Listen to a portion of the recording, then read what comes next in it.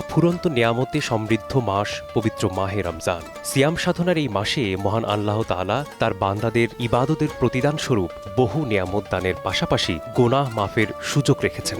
রমজানে অধিক সওয়াব লাভের অসংখ্য ইবাদতের মধ্যে একটি ইবাদত হল রমজানের ওমরা পালন। কোনো সামর্থ্যবান মুসলিম যদি এই সুযোগ লুফে নিতে পারেন তবে তার জন্য কল্যাণকর হবে। কেননা নবীজি সাল্লাল্লাহু আলাইহি সাল্লাম এর হাদিসে এসেছে, রমজানে ওমরা পালন করলে হজের সমান সওয়াব পাওয়া যায়। হযরত আব্দুল্লাহ ইবনে আব্বাস রাদিয়াল্লাহু তাআলা আনহু থেকে বর্ণিত, নবী করিম সাল্লাল্লাহু আলাইহি সাল্লাম এক নারীকে বললেন, যখন রমজান আসে তখন তুমি ওমরা করো, কেননা রমজানে ওমরা করা আমার সঙ্গে হজ করার সমতুল্য।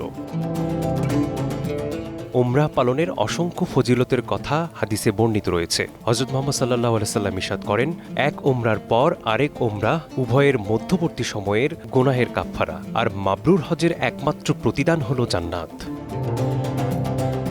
হজ ও ওমরা পালনকারীরা আল্লাহর মেহমান বা প্রতিনিধি। তারা আল্লাহকে ডাকলে তিনি তাদের ডাকে সাড়া দেন। তারা তার কাছে মাগফিরাত কামনা করলে তিনি তাদের ক্ষমা করে দেন। আব্দুল্লাহ ইবনে মাসউদ রাদিয়াল্লাহু তাআলা আনহু থেকে বর্ণিত, তিনি বলেন, রাসূলুল্লাহ সাল্লাল্লাহু আলাইহি সাল্লাম বলেছেন, তোমরা হজ ও ওমরা আদায় করো, কেননা হজ ও ওমরা দারিদ্র্য বিমোচন ও গুনাহ দূর করে দেয়, ঠিক সেভাবে যেভাবে হাপরের আগুন লোহা, সোনা ও রূপা থেকে ময়লা দূর করে দেয়। তবে একথা স্মরণ রাখতে হবে যে রমজানে ওমরা পালনে হজের সওয়াব পেলেও যাদের ওপর হজ ফরজ হয়েছে তাদের অবশ্যই ফরজ হজ আদায় করতে হবে।